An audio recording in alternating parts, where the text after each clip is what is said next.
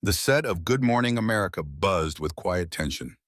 Cameras rolled, lights glowed soft and golden, and the iconic backdrop of the Manhattan skyline shimmered behind George Stephanopoulos. Across from him sat Meghan Markle, poised as ever, her smile as rehearsed as a red carpet wave. To the average viewer, it looked like just another celebrity interview. But George's eyes told a different story. There was nothing routine about what was coming. "Thank you for joining us, Meghan," George began, voice calm but firm. "Let's start with something that's been on a lot of minds lately. You've described your experiences with the royal family as painful, even traumatic. But I want to ask how much of what you shared is truth, and how much is strategic storytelling?" Meghan blinked, caught off guard. "George, I think it's dangerous to question a woman's lived experience. My story is mine, my truth." George leaned in, unflinching. "But Meghan, you've shared this truth in different forms: interviews, a Netflix series, a memoir. Each time, some details shift. And when facts become flexible, people start to wonder, are we hearing pain or performance?" The tension was immediate. Viewers watching from home straightened in their seats. Meghan's smile thinned. "I'm not performing," she said, the edge in her voice cutting through the polished facade. "I'm telling my story." George gave a small nod. "Let's talk specifics then. You claimed in an interview that Kate Middleton made you cry. Later, you admitted it was the other way around. That's not a small change. It's a complete reversal. Why let the public believe something untrue for so long?" A pause. Meghan's eyes flashed. "I was protecting people's feelings. It wasn't my place to call others out. But it was your place to let your sister-in-law be vilified in headlines for months," George countered. "That's not just omission. That's manipulation." The studio fell eerily silent. Meghan's fingers tensed around her note card. "This is starting to feel less like journalism and more like interrogation," she snapped. "And what's wrong with a few tough questions?" George asked coolly. "Isn't that what you've demanded from everyone else? Accountability?" Her breath hitched, just slightly. It was the first real crack. "You want accountability?" she said, voice rising. "Then ask the institution why they ignored my cries for help.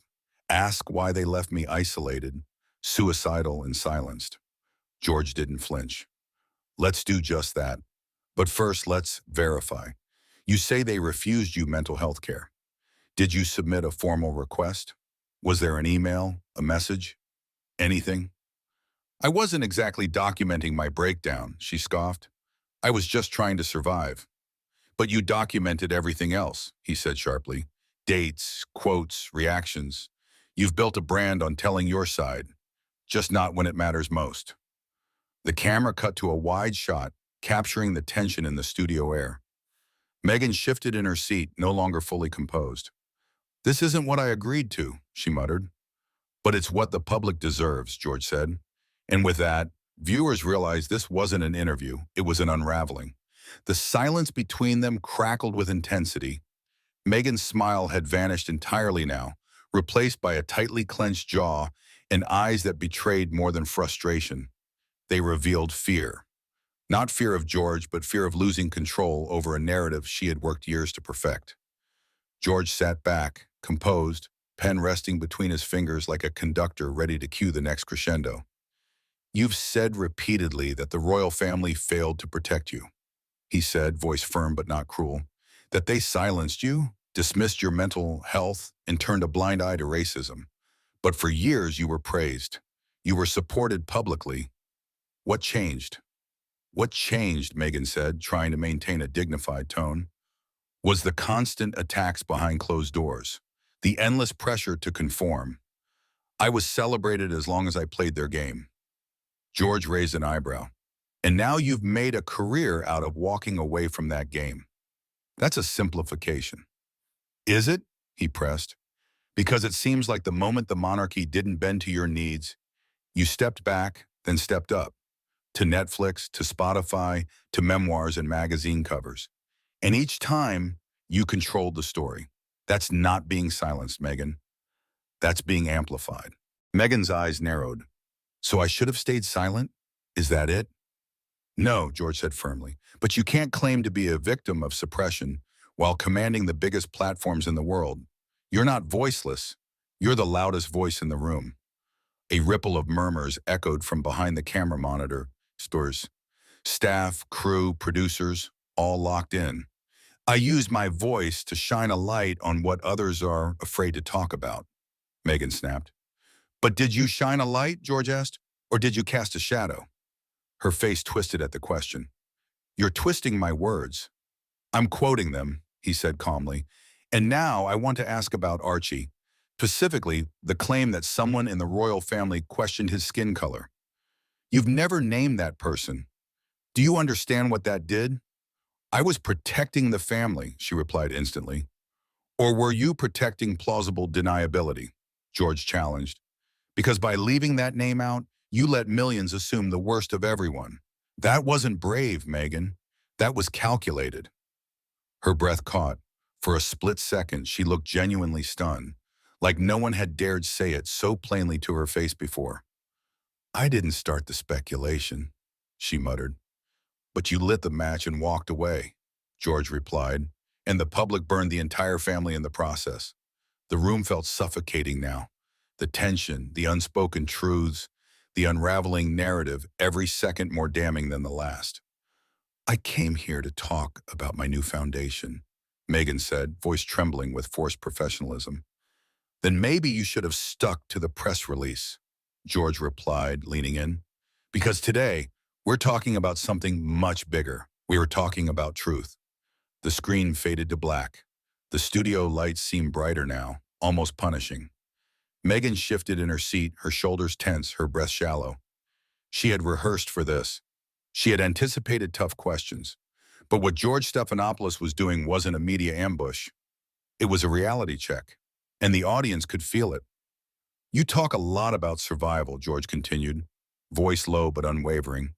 But you've also managed to turn that survival into a brand, a highly profitable one. Book deals, streaming contracts, speaking tours. How do you reconcile monetizing your trauma while claiming victimhood? Meghan blinked. You make it sound like I'm exploiting my pain. George didn't flinch. Aren't you? That word, exploiting, hung heavy in the air like smoke after a fire. Meghan opened her mouth to respond but paused, visibly thrown off. She reached for her water again, fingers trembling slightly. I'm sharing my experience so others can feel seen, she said, her tone defensive. That's not exploitation. That's empowerment. George leaned forward. But empowerment requires accountability. And when your stories shift, when timelines blur, when details get adjusted for different audiences, people start asking questions. Real questions. A beat of silence. Then he delivered the next blow. You said no one prepared you for royal life, that you went in blind, but you dated Prince Harry for 2 years before your engagement.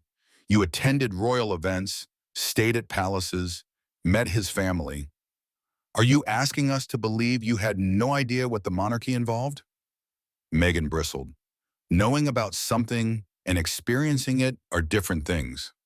Maybe, George agreed, but you also had access to the internet, biographies, documentaries. You weren't plucked from the wilderness, Meghan. You were an actress with media training and resources. This I didn't know narrative, it feels disingenuous. Her lips pressed into a thin line. That's your opinion? That's public record, he replied coolly. The control she had maintained in other interviews was slipping. This wasn't Oprah's Garden or a docuseries with final edit approval. This was live, raw, unfiltered. And it was becoming clear to everyone watching that Meghan wasn't used to being challenged like this. You paint a picture of being powerless, George said, voice slightly more intense now. But powerless people don't sign multi-million-dollar contracts. They don't curate podcasts about their personal journeys. They don't trademark the word archetype. Meghan's eyes narrowed. You're minimizing everything I went through. I'm questioning the consistency of your story, George countered, because millions of people believed in you. They supported you, and now many of them feel misled. Her voice shook. I never asked to be anyone's role model. But you became one, George said firmly, and with that comes responsibility. not just to speak your truth, but to make sure it aligns with the facts. The camera zoomed in slightly on Meghan's face, flushed, jaw clenched, eyes flashing. It was a side of her the public rarely saw, and for many, it was telling. "I'm not perfect," she snapped, "but I've been honest." George didn't smile. Honest or strategic? Boom. That was it. The moment. The exact second when the public watching at home realized this wasn't going to end the way Meghan expected. She had walked in with a plan.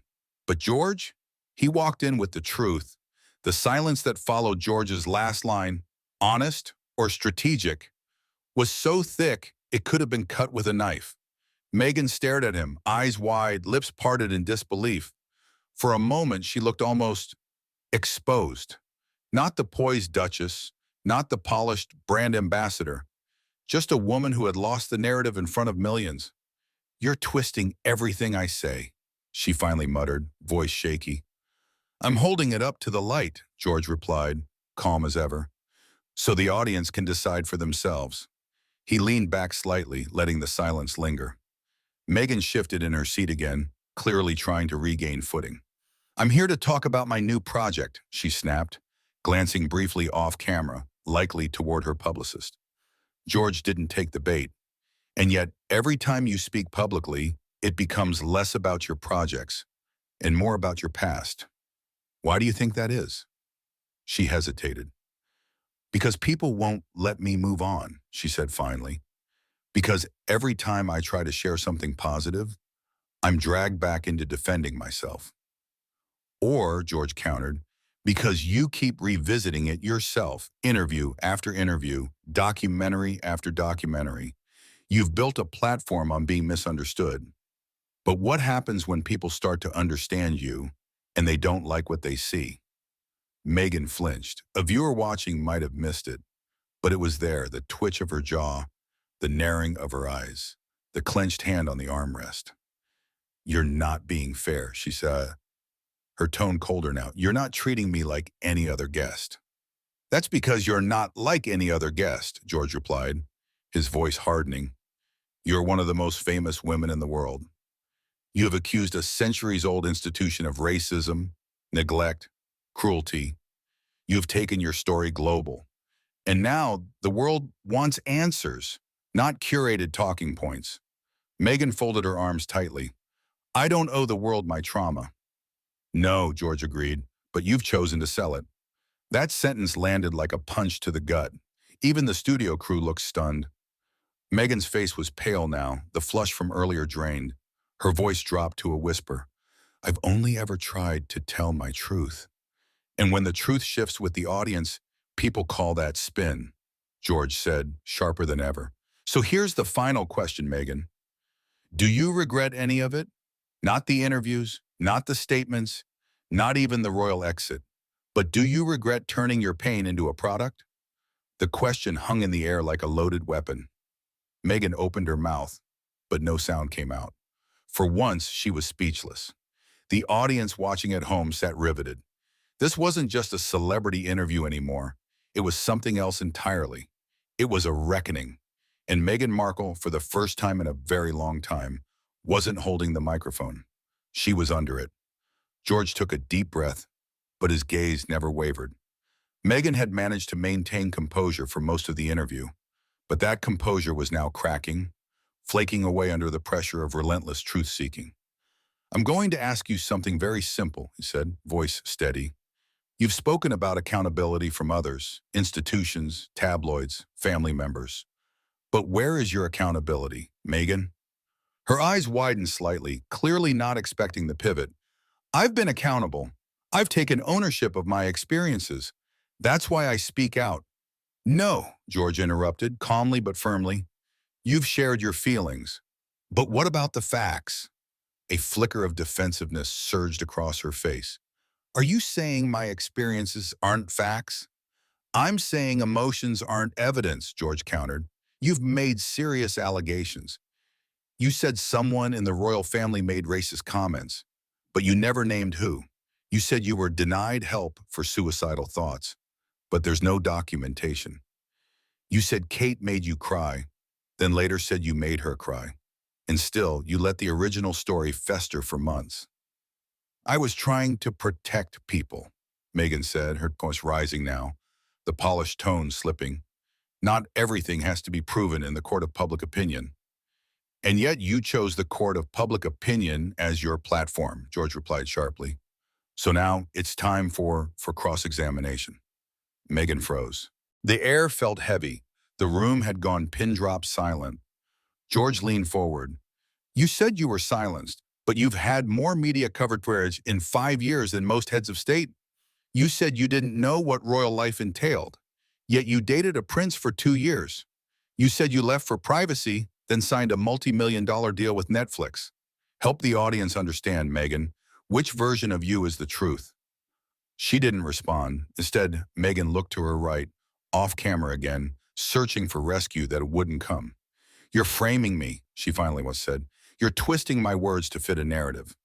I'm holding a mirror, George corrected, and it seems the reflection isn't what you hoped for. Her jaw clenched. People watching this will see exactly what you're doing. They will, he agreed, and that's the point. And then he paused. Let the moment land. Before we end, George said softly, I want to ask one final question. One that requires no spin, no PR polish, no rehearsed answer. He folded his hands in front of him.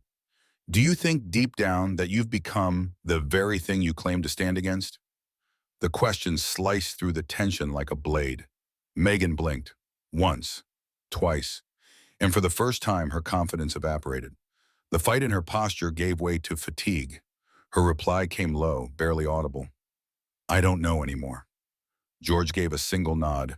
It wasn't triumph, it was closure. The camera zoomed out. The studio remained hushed. What was meant to be a soft morning interview had transformed into a national spectacle, an autopsy of public image, a trial of truth and performance. The internet would explode within minutes. Clips would go viral. Articles would dissect every glance, every word, every breath. But the final image that lingered, long after credits rolled, was Meghan Markle, seated in stunned silence, while George Stephanopoulos simply looked on, every inch the veteran journalist delivering what might just become the most unforgettable moment in modern broadcast history.